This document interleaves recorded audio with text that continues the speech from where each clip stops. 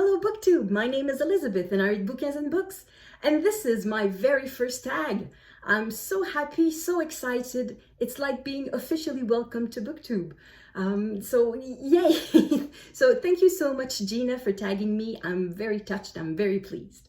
So the tag is my book buying history tag. It was created by the channel One Book, One Review, and I was tagged by Gina from Gina Stanyer Books.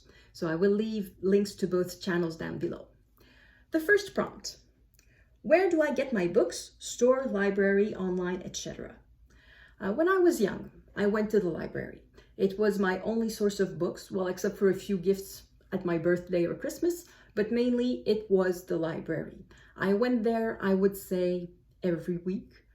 During the summer, it was probably a bit more often. It was within walking distance of where I lived, and it was quite a good library. For the size of the town, it was quite good. I always found things to read, and I loved that place. So I went to the library. And the library remained my main source of books for quite a long time. In fact, it remained that way until just a few years ago. When I moved to Ottawa, for a long time, I lived about a 10-minute walk away from where I worked, and on my way to work, there was a library. So I would stop by the library often, very often. However, I moved, and where I live now, and between the place where I live now and the place where I work, now there are two bookstores. Up until a couple of weeks ago, there were three, but one closed. So there are bookstores now, and not so much a library. So because I had more disposable income too, I started to buy books. So for the past few years, I've been buying books.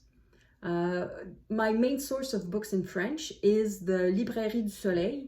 That is the bookstore of the sun. It's a very happy name, and for me it's a very happy place.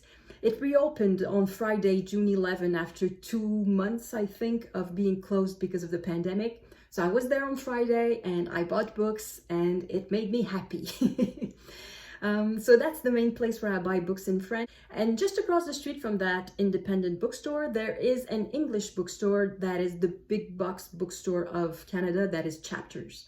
So I get most of my books in English from Chapters, though I also go once in a while to smaller bookstores like Perfect Books on Elgin Street and Books on Beechwood Street.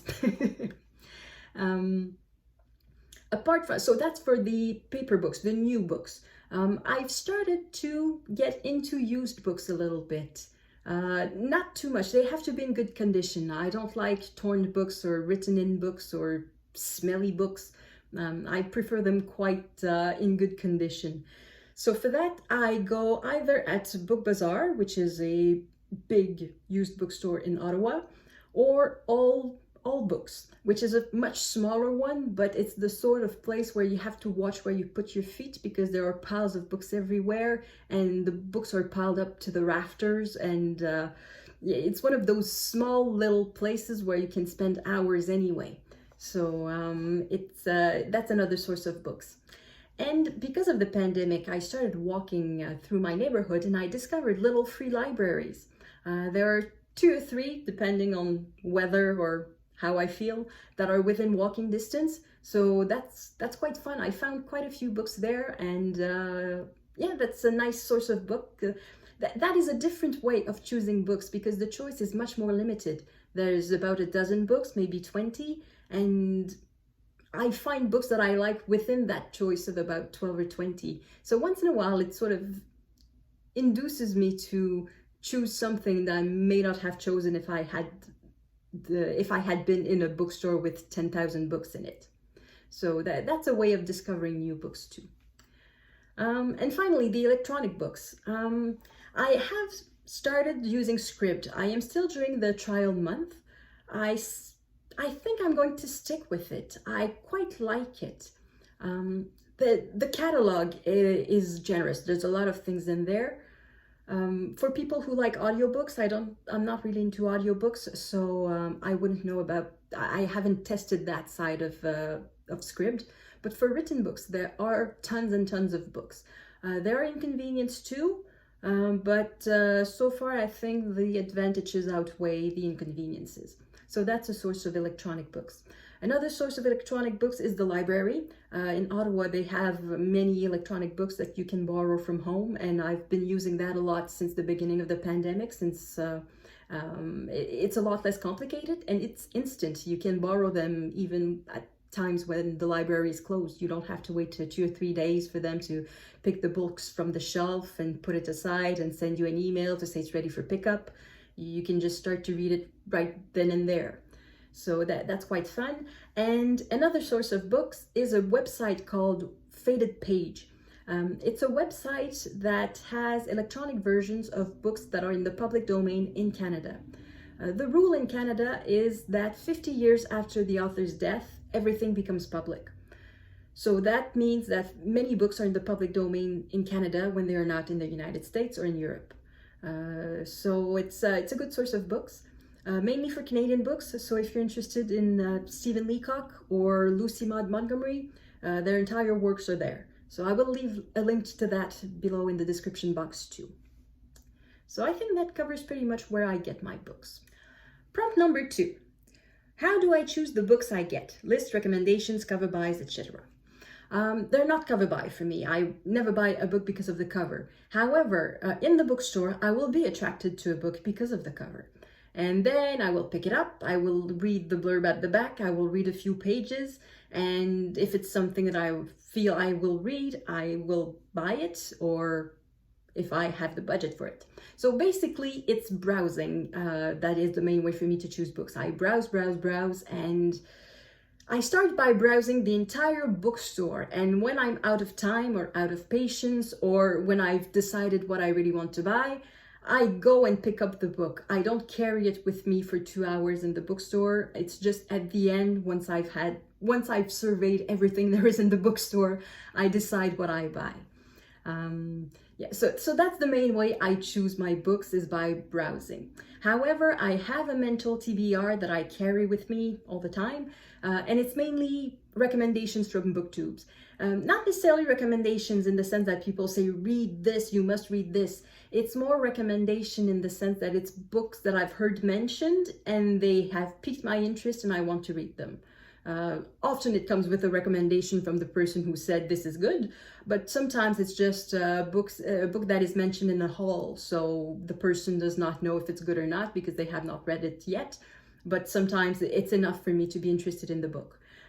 So that's another way I choose my books. Before there was the internet, my main source of book recommendation was a single book. It was a French equivalent, or perhaps a predecessor to 1001 Books to Read Before You Die. It's called La Bibliothèque Idéale, so the ideal library. The idea behind this book is that if you count, let's say that you're quite a voracious reader and that you read one book a week for 50 years.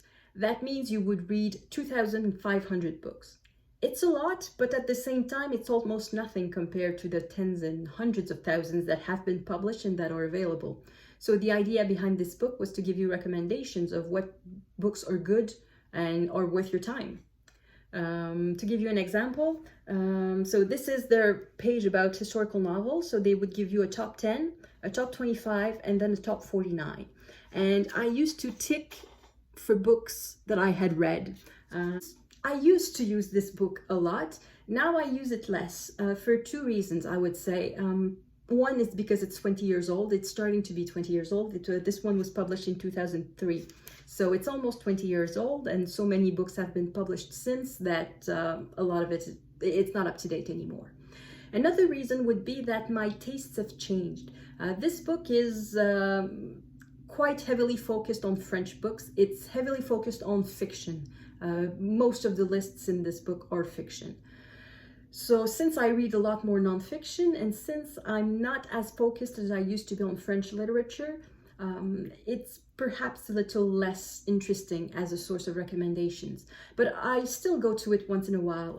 Let's say that there's the Asian Readathon. Well, I looked at the list for Asian literature and looked if I could find anything that was available. For Caribathon, I looked into it too, but there's no list for that. So also it's limited in the sense that it reflects the priorities of the time. of when it was created for the first time, which was well before 2003. It was, I think, in the 1980s that it was done for the first time. So anyway, I don't go to this book as often as I used to, but I used to go to it a lot. So I think that covers it. Yes, that covers it. So that was my first tag. This is the part where I'm supposed to tag someone, and I still feel very shy about this, but I will try nevertheless. I will tag Christina from Knitting Books, etc. And I will tag Sandy from Miss Reads a Lot. They are channels that I found through Gina's channel, so I think it's appropriate that I tag them. So thank you so much for watching, and see you in the next video. À la prochaine!